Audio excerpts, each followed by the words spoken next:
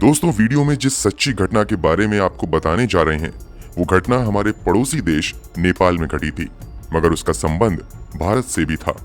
इस घटना की शुरुआत एक सिंपल एसएमएस से होती है। आपको भी आए दिन ऐसे मैसेज आते रहते होंगे कि आपने इतने करोड़ की लॉटरी जीती है या फिर आपको यहाँ घूमने जाने का टिकट मिला है।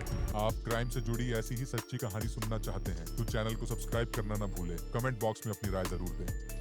धन्यवाद। चलिए कहानी में आगे बढ़ते हैं। ऐसा ही एक सिंपल एसएमएस 5 जून 2009 को नेपाल की रहने वाली ख्याति श्रेष्ठा नाम की एक 19 साल की लड़की को भी मिलता है। मैसेज में लिखा था कि आपने एक मशहूर वुमेन मैगजीन की ओर से आयोजित लकी ड्रॉ में 20,000 रुपए नगद और नेपाल के सबसे खूबसूरत और सबसे मशहूर टूरिस्ट प्लेस पोखरा की टिकट जीती है। इसके कुछ ही देर बाद ख्याति के मोबाइल की घंटी बजती है और जब वो फोन उठाती है तो दूसरी तरफ से एक महिला की आवाज आती है। फोन रिसीव करते ही वो महिला मैसेज में लिखी गई बात को दोहराती है और कहती है कि मैं उसी मैगजीन की ऑफिस से बात कर रही हूँ। अगर आप जीती हुई इनाम की राशि और पोखरा की टिकट लेना चाहती हैं तो आपको इस एड्रेस पर आना होगा। इसलिए जैसे ही ख्याति श्रेष्ठा को ये मैसेज मिलता है और फोन आता है तो वो काफी खुश हो जाती है और इस मैसेज के बारे में वो अपने माता पिता को भी बताती है। जब ख्याति के माता पिता ये बात सुनते हैं तो वो भी काफी खुश होते हैं और तय करते हैं कि ख्याति इनाम की राशि और पोखरा की टिकट जरूर लेने जाएगी। इसके बाद ख्याति श्रेष्ठा वहां जाने की तैयारी में लग जाती है और तय समय पर अपने घर के नौकर राम को लेकर निकल जाती है। कुछ घंटे के सफर के बाद ये दोनों फोन पर महिला द्वारा दिए गए एड्रेस पर पहुंच जाते हैं। नौकर राम ख्याति को वहीं पर ड्रॉप कर देता है और चला जाता है, क्योंकि फोन पर यह बात भी बता दी गई थी कि इन सब प्रक्रिया में काफी समय लग जाएगा। इसलिए ख्याति अपने घरेलू नौकर को वापस घर भेज देती है। बताए गए एड्रेस पर पहुंचने के बाद ख्याति कुछ देर इंतजार करती है। तभी एक महिला वहां आती है जो खुद को वुमेन मैगजीन की रिप्रेजेंटेटिव बताती है और एक बार फिर से ख्याति को इनाम जीतने की बधाई देती है। साथ ही इनाम की राशि और टिकट लेने के लिए साथ में चलने को कहती है। इसके बाद वो महिला ख्याति को लेकर एक अपार्टमेंट में चली जाती है, जहां कमरे के अंदर जाते ही ख्याति की नजर एक पुरुष पर पड़ती है। वो व्यक्ति खुद को उसी मैगजीन से जुड़ा हुआ व्यक्ति बताता है और कहता है कि इनाम की राशि और टिकट से संबंधित जरूरी कागजी कार्यवाही वही करेगा। यहाँ दोनों कुछ देर बातें करते हैं। बातचीत के दौरान ही वो व्यक्ति ख्याति की तरफ कोल्ड ड्रिंक्स का एक ग्लास बढ़ाता है और एक ग्लास खुद भी ले लेता है। इसके बाद आगे की प्रक्रिया शुरू होती है। इधर इन सब प्रक्रियाओं को होते हुए शाम हो जाती है और घर पर ख्याति के माता पिता इस इंतजार में रहते हैं कि उनकी बेटी अब इनाम की राशि लेकर लौटेगी। चूंकि ख्याति ने पहले ही बता दिया था कि सभी प्रक्रियाओं को पूरा करने में कुछ अधिक समय लग सकता है, इसलिए ये लोग ज्यादा परेशान नहीं होते हैं। फिर भी दिल में कुछ घबराहट जरूर थी, लेकिन ख्याति अब तक घर नहीं लौटी थी। इसलिए ख्याति के माता पिता कुछ चिंतित हो जाते हैं और ख्याति के कुछ दोस्तों को फोन करके पूछने लगते हैं कि क्या ख्याति तुम्हारे पास आई है, लेकिन हर तरफ से यही कहा जाता है कि नहीं, ख्याति उनके पास नहीं आई है। अभी ये लोग अपनी बेटी की तलाश में लगे हुए थे कि तभी उसी शाम ख्याति के पिता के मोबाइल पर एक एसएमएस आता है। मैसेज पढ़ते ही ख्याति के पिता के पैरों तले जमीन खिसक जाती है। दरअसल मैसेज में लिखा हुआ था कि ख्याति को किडनैप कर लिया गया है।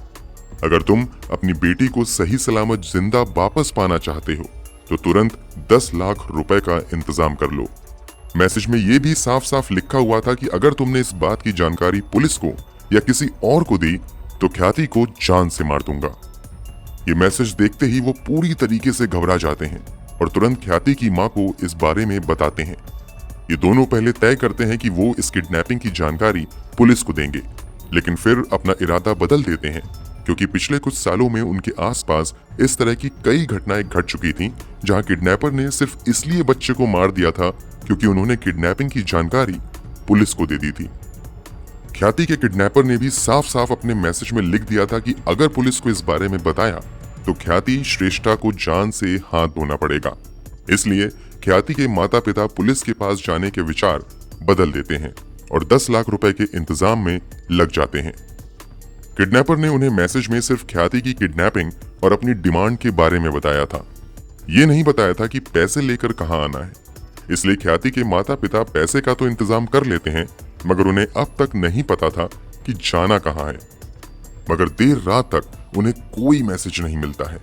कई बार ये लोग उस नंबर पर फोन भी करने की कोशिश करते हैं मगर कामयाब नहीं हो पाते हैं। इन सब में रात बीत जाती है और सुबह हो जाती है। ख्याति के माता पिता अभी इंतजार में बैठे हुए थे कि आगे क्या करना है। तभी अगली सुबह एक बार फिर से मोबाइल की घंटी बजती है और जब वो लोग मैसेज चेक करते हैं तो पता चलता है कि ये मैसेज उसी किडनैपर ने भेजा था। इस बार मैसेज में लिखा हुआ था कि 10 लाख लेकर तुम बुटवाल पहुंच जाओ। जो लोग नहीं जानते उन्हें बता दें कि बुटवाल नेपाल में ही एक जगह है जो काठमांडू से लगभग 270 किलोमीटर दूर है। मैसेज मिलते ही ये सभी तुरंत पैसे लेकर बुटवाल के लिए निकल जाते हैं। ये बुटवाल पहुंचकर किडनैपर को मैसेज करते हैं कि वो पैसे लेकर आ चुके हैं। इस पर किडनैपर उन्हें थोड़ी देर इंतजार करने के लिए कहता है और फिर थोड़ी देर बाद मैसेज करता है कि पैसे बुटवाल नहीं बल्कि चितवन लेकर आओ। बुटवाल से चितवन की दूरी लगभग 160 किलोमीटर थी। ख्याति के माता पिता बिना कोई ब्रेक लिए कई घंटे का सफर तय करने के बाद चितवन पहुंचते हैं।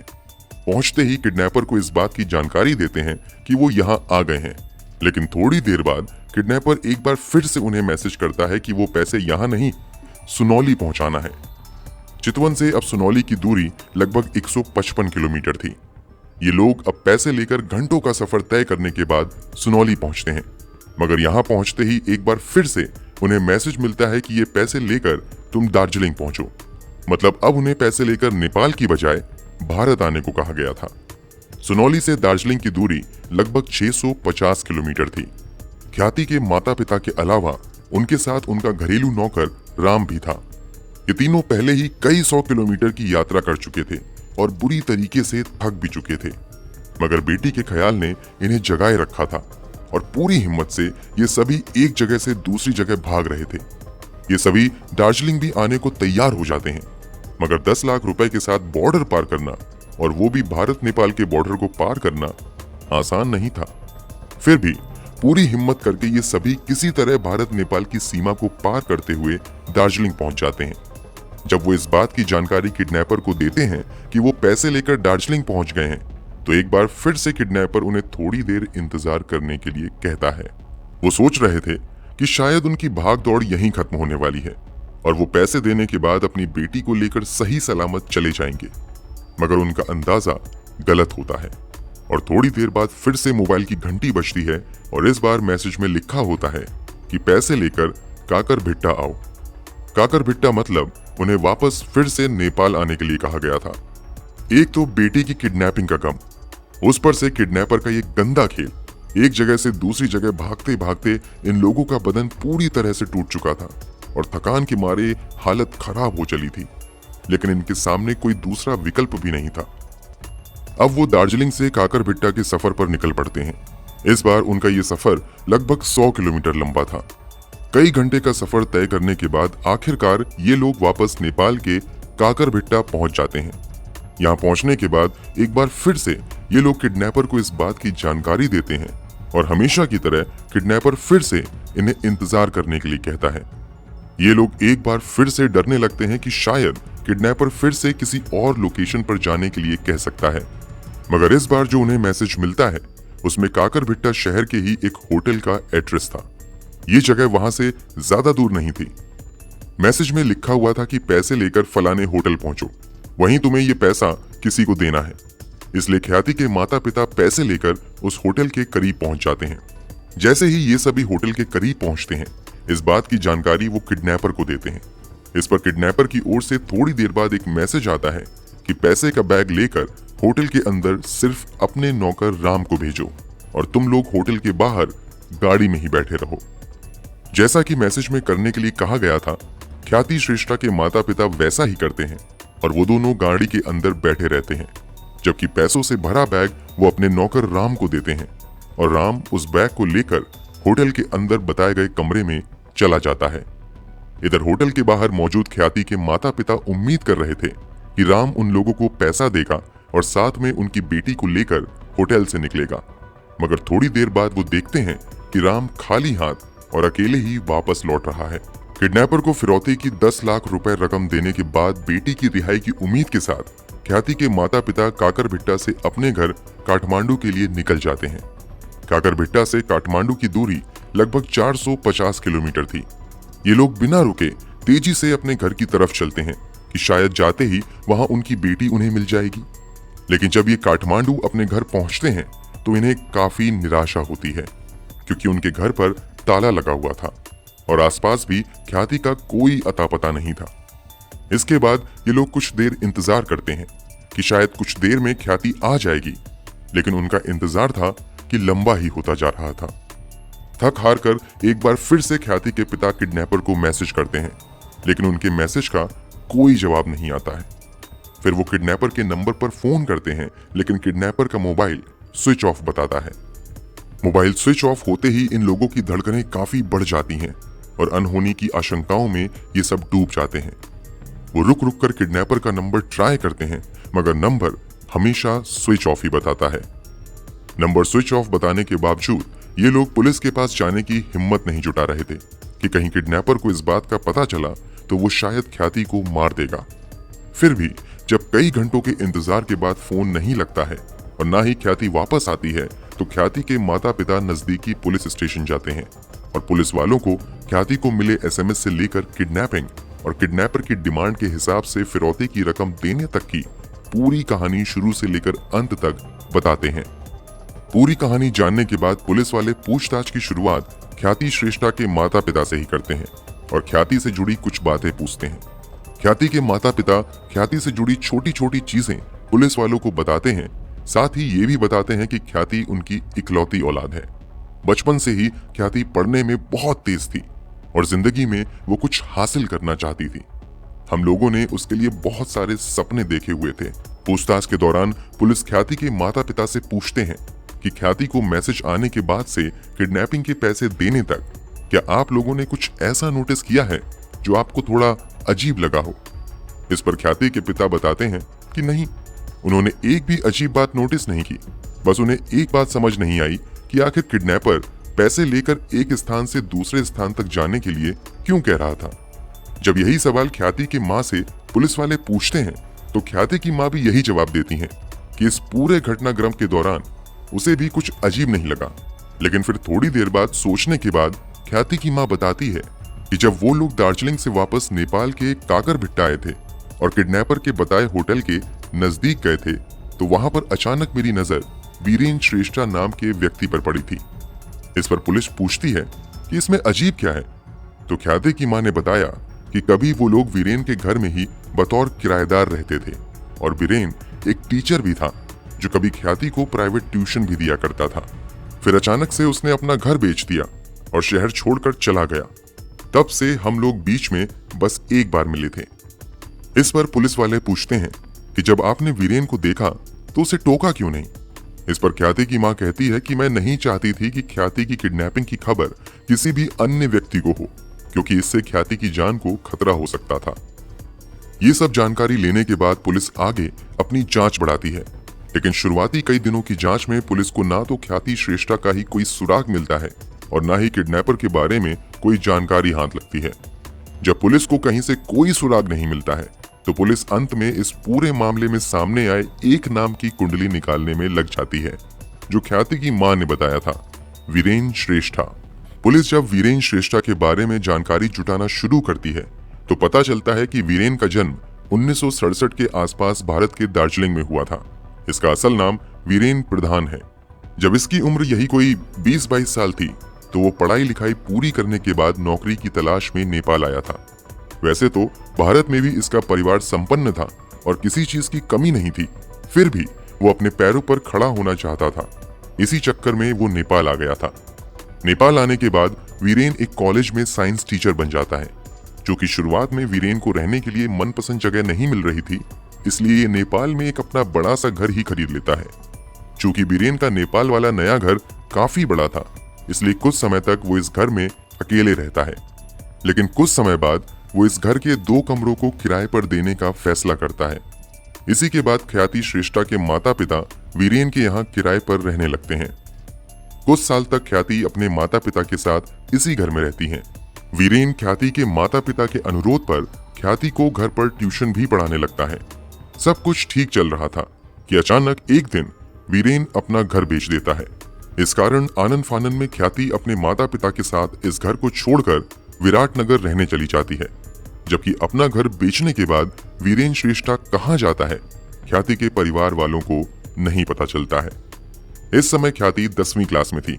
उसने 10वीं में काफी अच्छे मार्क्स हासिल किए थे, इसलिए ख्याति के माता पिता उसे अच्छी शिक्षा देने के लिए विराटनगर से नेपाल की राजधानी काठमांडू चले जाते हैं और ख्याति का admission Jubilant college research centre में करवा देते हैं। अब ख्याति अपने परिवार के साथ अपनी पढ़ाई में लग जाती है, जबकि वीरेन घर बेचने और नौकरी छोड़ने के बाद कहाँ जाता है किसी को पता नहीं चलता। लेकिन जब इस केस में ख्याति की मां वीरेन का नाम लेती है तो पुलिस अब वीरेन की कुंडली निकालने के बाद शिद्दत से वीरेन की तलाश में लग जाती है। जांच पड़ताल के दौरान पता चलता है कि वीरेन काठमांडू में ही एक किराए के घर में रहता है। जब पुलिस उस घर पर दबिश देती है तो पता चलता है कि वीरेन वहां से लापता हो चुका है। पुलिस वीरेन को ढूंढने के लिए कई टीम बना देती है, लेकिन वीरेन का कोई अता पता नहीं चलता है। इसी बीच पुलिस को काठमांडू के शहरी इलाकों से दूर ग्रामीण क्षेत्रों में मानव शरीर के अंग मिलने की खबर मिलती है। जब पुलिस वहां पहुंचती है तो उसे एक जगह हाथ के 3 टुकड़े मिलते हैं। कुछ दिनों बाद उस जगह से दूर पैर के कुछ छोटे छोटे टुकड़े मिलते हैं। इस तरह अगले कई दिनों तक लगभग 17 किलोमीटर के रेडियस में मानव शरीर के छोटे छोटे टुकड़े मिलते रहते हैं।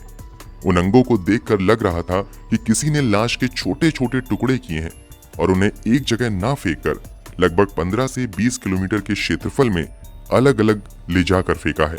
इन सब के बीच ख्याति श्रेष्ठा को गायब हुए 15 दिन से अधिक बीत चुके थे, लेकिन पुलिस के पास अब भी ख्याति का कोई सुराग नहीं था और ना ही पुलिस को वीरेन श्रेष्ठा के बारे में कोई जानकारी हाथ लगी थी। इधर बीते कुछ दिनों में जो लाश के टुकड़े मिले थे उसका सर अब तक नहीं मिल पाया था, इसलिए पहचान भी नहीं हो पा रही थी कि ये लाश किसकी है। लेकिन 15 दिनों के बाद पुलिस को एक कटा हुआ सर भी मिल जाता है। पुलिस अलग अलग जगह पर मिले गए सभी टुकड़ों और सर को एक साथ जोड़ती है, फिर भी पता नहीं चल पाता है कि ये लाश किसकी है, क्योंकि खोपड़ी की हालत पूरी तरह से बिगड़ चुकी थी और पहचानना लगभग असंभव था।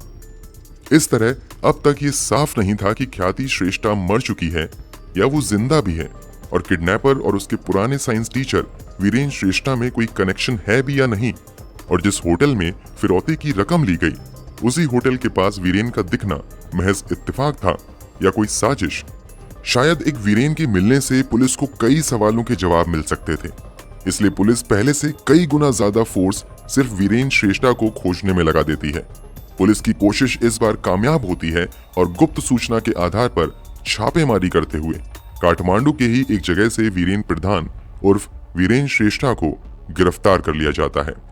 वीरेन को गिरफ्तार करते ही पूछताछ का दौर शुरू हो जाता है। पुलिस जो भी सवाल करती थी वीरेन उसका सही और सटीक जवाब देता जा रहा था। ऐसा लग रहा था कि वीरेन पूरी तैयारी के साथ ही पुलिस के पास आया है। इसी सवाल जवाब के बीच जब पुलिस वीरेन से पूछती है कि तुम उस दिन काकरभिट्टा में होटल के करीब क्या कर रहे थे, तो इस पर वो चौंक जाता है और इधर उधर की बातें बनाने लगता है, जबकि पूछताछ के दौरान उसने उस दिन कहीं और होने की बात पुलिस को पहले ही बताई थी। ऐसे में वो पुलिस के सवाल पर फंसने लगता है और अंत में साफ हो जाता है कि वो झूठ बोल रहा है। अब पुलिस सख्ती पर आ जाती है और कड़ाई के साथ वीरेन से पूछताछ का सिलसिला शुरू होता है। पुलिस की सख्ती के आगे वीरेन की हर चालाकी फेल हो जाती है और उसे सच बोलना ही पड़ता है, और फिर एक ऐसा सच सामने आता है जिसे सुनकर हर किसी के पैरों तले जमीन खिसक जाती है। वीरेन बताता है कि दार्जिलिंग में उसका संबंध एक ऐसे परिवार से है जो काफी पैसे वाला था और किसी भी चीज की कोई कमी नहीं थी। फिर भी वो लगभग 20 साल पहले नेपाल अपने पैरों पर खड़े होने के लिए आया था। यहाँ भी उसने एक कॉलेज में साइंस टीचर के तौर पर अच्छी नौकरी हासिल कर ली थी और अच्छा पैसा भी कमाने लगा था। यहाँ उसने अपना एक बड़ा सा घर भी खरीद लिया था। वीरेन के बयान के अनुसार उसकी जिंदगी काफी अच्छी चल रही थी कि इसी बीच वो मजे के लिए एक दिन एक कसिनो में जुए खेलने गया। चूंकि उसके पास पैसों की कोई कमी नहीं थी, इस कारण उसका ये शौक धीरे धीरे उसकी आदत बनती चली गई और उस पर जुए का ऐसा जुनून सवार हुआ कि धीरे धीरे वो अपना सारा पैसा हारता चला गया। सभी जमा पूंजी हारने के बाद जुए की आदी हो चुका वीरेन दोस्तों और जान पहचान वालों से कर्ज लेना शुरू कर देता है और वो लाखों रुपए कर्ज से लिया पैसा भी जुए में हार जाता है। जब उसके पास कर्ज का लिया गया पैसा भी खत्म हो जाता है और लोग कर्ज देने से मना करने लगते हैं और कर्ज वापस मांगना शुरू कर देते हैं, तो इसी चक्कर में एक दिन अचानक वो अपना घर बेच देता है। लेकिन उस पर कर्ज इतना बढ़ चुका था कि घर बेचकर भी कर्ज नहीं चुक पाता है। वीरेन की हालत काफी बुरी हो चुकी थी और वो काठमांडू में ही एक किराए के घर में रह रहा था। उसकी नौकरी भी जा चुकी थी। वो दार्जिलिंग में भी अपने घर वालों से काफी पैसे ले चुका था, इसलिए वहां से भी उसे मदद मिलनी बंद हो गई थी।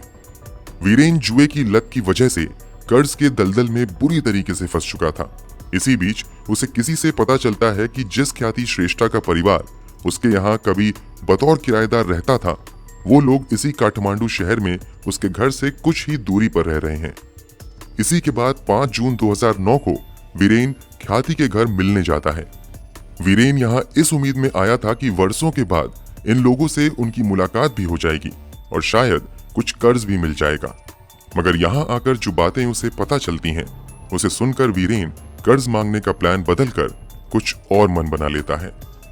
पुलिस पूछताछ के दौरान वीरेन बताता है कि जब 5 जून 2009 को वो ख्याति श्रेष्ठा के घर जाता है तो पता चलता है कि ख्याति के माता पिता ने ख्याति के फ्यूचर को लेकर काफी बड़े बड़े प्लान बनाए हैं। दरअसल ख्याति के माता पिता वीरेन को बताते हैं कि वो अपनी बेटी को अच्छी शिक्षा के लिए बहुत जल्द विदेश भेजने वाले हैं। इस पर वीरेन कहता है कि विदेशों में पढ़ाने के लिए तो काफी पैसा खर्च होगा। इस पर ख्याति के पिता वीरेन को बताते हैं क्योंकि ख्याति को विदेश भेजने के लिए उन्होंने अपनी कोई पुरानी प्रॉपर्टी भी बेच दी है। मगर उन्हें कहाँ पता था कि जिसे वो अपना हमदर्द समझ रहे हैं, वही उन्हें जिंदगी का सबसे बड़ा दर्द देने वाला था। जब वीरेन को ख्याति के पिता की पूरी प्लानिंग पता चलती है और इसी बीच उसके शैतानी दिमाग में एक आइडिया आता है और ये आइडिया था ख्याति श्रेष्ठा की किडनैपिंग का। वीरेन यहाँ से सीधे अपने घर जाता है और पूरी प्लानिंग बनाने के बाद मोबाइल से ख्याति के मोबाइल पर वही वुमेन मैगजीन की ओर से आयोजित लकी ड्रॉ में 20,000 रुपए नगद और पोखरा की एक टिकट जीतने की बात मैसेज कर देता है। इसके बाद वीरेन मरीना शाक्या नाम की अपनी एक पुरानी स्टूडेंट को फोन करता है और उससे कहता है कि इस नंबर पर फोन करके SMS वाली बात दोहराओ। यानी मैसेज के बाद ख्याति को फोन करने वाली लड़की मरीना शाक्या थी। इसके बाद साजिश के तहत वीरेन ख्याति को एक अपार्टमेंट में बुलाता है। यहाँ भी सबसे पहले ख्याति की मुलाकात मरीना शाक्या से ही होती है। जब मरीना ख्याति को लेकर अंदर आती है तो फ्लैट के अंदर कमरे में मौजूद शख्स वीरेन ही होता है। यहाँ इसे देखकर ख्याति चौंक जाती है। वीरेन भी ख्याति को देखकर अनजान बनते हुए चौंकने का नाटक करता है। वो ख्याति को बताता है कि उसने कॉलेज की नौकरी छोड़ दी है और वो उसी वुमेन मैगजीन के लिए काम कर रहा है। इस बातचीत के दौरान वीरेन ख्याति को कोल्ड ड्रिंक पीने के लिए देता है। ख्याति कोल्ड ड्रिंक पीने से मना भी नहीं करती है क्योंकि सुबह ही वीरेन से उसकी मुलाकात उसके घर पर हुई थी और उसका व्यवहार काफी अच्छा था और यहाँ भी वो काफी अच्छे से ही बिहेव कर रहा था, इसलिए उसे कोई शक नहीं होता है और वो कोल्ड ड्रिंक पी लेती है। लेकिन जैसे ही वो कोल्ड ड्रिंक पीती है, वो बेहोश हो जाती है। ख्याति के बेहोश होने के बाद वीरेन ही ख्याति के पिता को किडनैपिंग वाला मैसेज करता है और वही ख्याति के माता पिता को पैसे एक जगह से लेकर दूसरी जगह जाने को मजबूर करता रहता है। जब पुलिस वीरेन से पूछती है कि तुम्हें पैसे मिल गए हैं तो अब तक ख्याति घर वापस क्यों नहीं आई है, इस पर वो बताता है कि आप जो पिछले 15 दिनों से मानव शरीर के अंग अलग अलग हिस्सों से जमा कर रहे हैं, वो किसी और के नहीं बल्कि ख्याति के ही हैं और वो किसी और ने नहीं बल्कि मैंने ही फेंके हैं। वीरेन बताता है कि जैसे ही ख्याति कोल्ड ड्रिंक पीने के बाद बेहोश हुई थी, उसी के 1 घंटे के अंदर ही मैंने उसकी हत्या कर दी थी और अगले 4 दिन के अंदर उसके शव को छोटे छोटे टुकड़ों में काटकर शहर के अलग अलग हिस्सों में फेंकना शुरू कर दिया था। अलग अलग फेंकने का मकसद ये था कि पुलिस कभी भी शव की पहचान न कर पाए। वीरेन के इस खुलासे के बाद हर कोई शॉक्ड रह जाता है। मीडिया में जैसे ही ये खबर आती है, पूरे नेपाल में विरोध की आंधी चलने लगती है। खासकर पूरे नेपाल के स्कूल कॉलेज के स्टूडेंट्स सड़क पर उतर आते हैं और वीरेन श्रेष्ठा को बिना किसी ट्रायल के फांसी देने की मांग करने लगते हैं। इन सब के बीच केस की सुनवाई होती है और 1 साल के अंदर अंदर पूरी सुनवाई कंप्लीट कर ली जाती है।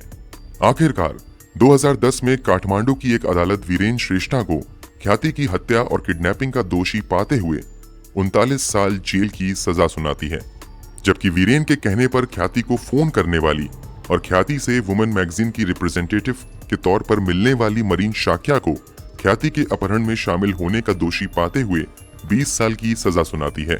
दोस्तों, अगर आज की क्राइम की सच्ची कहानी आपको पसंद आए तो कमेंट बॉक्स में अपनी राय जरूर दें और आने वाली सच्ची कहानी सुनने के लिए चैनल को जरूर सब्सक्राइब करें।